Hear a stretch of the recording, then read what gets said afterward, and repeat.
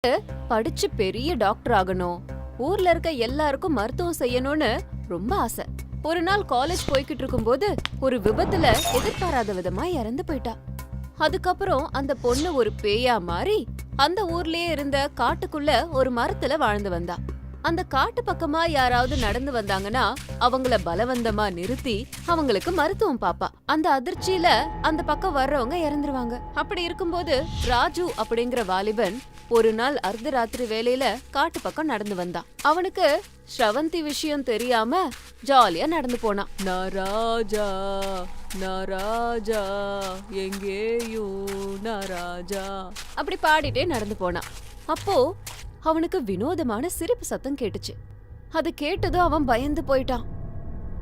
யாரது அப்படின்னு கேக்கும்போது அவன் எதிர்க்க ஸ்ரவந்தி பேயா வந்து நின்னான். அத பார்த்ததும் ராஜுக்கு இன்னும் பயம் வந்துச்சு. நான் டாக்டர் ஸ்ரவந்தி. நீ டாக்டரா? பாக்க பேய் மாதிரி இருக்க. பேய் தான், ஆனா டாக்டருக்கு படிச்ச பேய். ஓஹோ அப்படியா? அது இருக்கட்டும், உனக்கு என்ன கஷ்டம் சொல்லு. எதுக்கு கேக்குற? உன்னை காப்பாத்த. என்ன காப்பாத்துற அளவுக்கு நீ நல்ல பேயின்னு தெரியாம போச்சே. சரி எழுதிக்கோ. ஊர்ல 10 லட்சம் கடன் இருக்கு, வீட்டை ஒரு 5 லட்சத்துக்கு அடமானம் வச்சிருக்கேன் அப்படின்னு ராஜுக்கு இருந்த கஷ்டம் லிஸ்ட் எல்லாத்தையும் சொன்னான். ஏ நிறுத்து, நான் உன் குடும்ப கஷ்டத்தை கேட்கல, உன்னை பத்தி கேட்டேன். எனக்கு என்னங்க, போன மாசம்தான் திருமணம் நிச்சயம் ஆச்சு, நாளைக்கு கல்யாணம் பண்ண போறேன், அதுக்கப்புறம் குழந்தைங்க எல்லாம் பிறக்கும், அதுங்களெல்லாம் எப்படி காப்பாத்த போறேன்ற பயம்தான் எனக்கு. அப்போ உன்னோட பயம் எல்லாம் பிறக்க போற குழந்தைங்க மேலதான். அதுல என்ன தப்பு இருக்கு அப்படின்னு மனசுல பட்டதெல்லாம் பேசினா ராஜு. அவனை பத்தி நல்லா புரிஞ்சுக்கிட்ட ஸ்ரவந்தி அவனை உட்கார வச்சு அவனுக்கு குடும்ப கட்டுப்பாட்டு ஊசிய போட்டா. ராஜு உடனே எழுந்திருச்சான். பேய்கிட்ட இப்படி சொன்னான். என்னங்க இப்படி பண்ணிட்டீங்க? நான் என்ன பண்ண? நீதான் பிறக்க போற குழந்தைங்க மேல பயப்பட்ட, அதனாலதான் இந்த ஆபரேஷன் பண்ண, கிளம்பு அப்படின்னு அவனை அனுப்பி விட்டா. ராஜு எதுவும் செய்ய முடியாம அங்க இருந்து கிளம்பி போயிட்டான். அதே ஊர்ல ரவின்னு புத்திசாலி வாலிபன் ஒருத்தன் இருந்தான். அவ ராஜுவுக்கு நெருங்கிய நண்பன். ஊர்ல ஏதாவது குழப்பம் நடந்துச்சுன்னா அத அங்க போய் தீர்த்து வைப்பான்.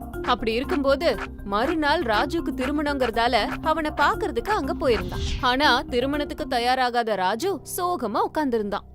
அப்போ ரவி அவனை பார்த்து, என்னடா நாளைக்கு திருமணத்தை வச்சுட்டு இப்படி உட்கார்ந்துருக்க? என்னத்த சொல்றது, கல்யாணம் பண்ணாலும் பிரயோஜனம் இல்லாம போற நிலைமையில இருக்க. என்ன ஆச்சுன்னு தெளிவா சொல்லு. என்னத்த சொல்றது, இந்த ராஜுவால குழந்தைய பெத்துக்க முடியாதுடா. ஒளராம என்ன ஆச்சுன்னு சொல்லு. அப்போ நடந்த எல்லாத்தையும் ராஜு ரவி கிட்ட சொன்னான். ஓஹோ, அந்த பேய் உனக்கு குடும்ப கட்டுப்பாட்டு ஆபரேஷன் பண்ணிடுச்சா? ஆமாடா, நீதான் ஏதாச்சும் செய்யணும், இல்லனா இன்னைக்கு எனக்கு நடந்தது நாளைக்கு ஊருக்கே நடக்கும். ஏதாவது செஞ்சு இந்த ஊரை விட்டே அதை துரத்தி அனுப்பு. கண்டிப்பா ராஜு, கண்டிப்பா செய்யற அப்படின்னு சொல்லி ரவி அங்கிருந்து கிளம்பிட்டான்.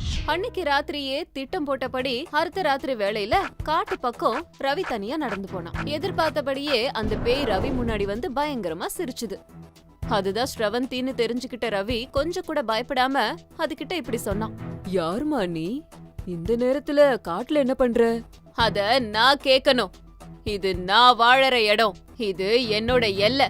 இந்த நேரத்துல உனக்கு இங்க என்ன வேலை? நான் அமெரிக்கால இருந்து வரேன். இந்த ஊர்ல ஸ்ரவந்தின்னு ஒரு பொண்ணு இருக்கான், அந்த பொண்ணு நல்ல வைத்தியம் பண்றான்னு எங்க நாட்டுல சொன்னாங்க. அதனாலதான் அவளுக்கு எவ்வளவு பணம் வேணாலும் கொடுத்து கூட்டிட்டு போலான்னு வந்திருக்கேன். உங்களுக்கு தெரிஞ்சா கொஞ்சம் சொல்றீங்களா? அத கேட்டு ஸ்ரவந்தி பெருமைப்பட்டா. தன்னை பத்தி அமெரிக்கா வரைக்கும் தெரிஞ்சிருக்கேன்னு உள்ளுக்குள்ளேயே ஆனந்தப்பட்டா. ரவி அதே ஊரதான் சேர்ந்தவன்னு தெரியாம இப்படி சொன்னான். நீங்க சொல்றதெல்லாம் நிஜம்தானா? ஆமா, அப்புறம் ஏன் நான் எங்க நாட்டுல இருந்து இங்க வர? அது சரி, உங்களுக்கு ஸ்ரவந்தி எங்க இருக்கான்னு தெரியுமா தெரியாதா? இல்ல, எனக்கு நல்லா தெரியும். அப்படின்னா சொல்லுங்க. நீங்க தேடிட்டு இருக்க ஸ்ரவந்தி நான் தான். என்னது, நீங்க ஸ்ரவந்தியா? ஆனா பாக்கையே எப்படி இருக்கீங்க? எதிர்பாராத நடந்த விபத்துல நான் இறந்து போயிட்டேன். ஆவியா மாறி ஊர்ல இருக்க எல்லாருக்கும் வைத்தியம் பண்றேன். செத்தும் எல்லாருக்கும் வைத்தியம் பண்றீங்களா? அப்ப நீங்க ரொம்ப நல்லவங்களா இருப்பீங்க போல. நீங்க தான் எனக்கு வேணும். அது சரி, இப்ப நான் என்ன செய்யணும்னு நினைக்கிறீங்க? ஒன்னும் இல்ல, நீங்க அமெரிக்காவுக்கு வரணும். உங்க புகழ் அங்கேயும் பரவணும். அங்க நிறைய பேருக்கு உடம்பு சரியில்லை. உண்மையதான் சொல்றீங்களா? ஆமா, நீங்க நாளைக்கே கிளம்பி போங்க, மத்தத நான் பாத்துக்கிறேன் அப்படின்னு சொல்லி அங்க இருந்து அவன் கிளம்பி போயிட்டான். ரவி சொன்னது உண்மைன்னு நினைச்சுக்கிட்டு ஸ்ரவந்தி அமெரிக்காவுக்கு கிளம்பி போச்சு.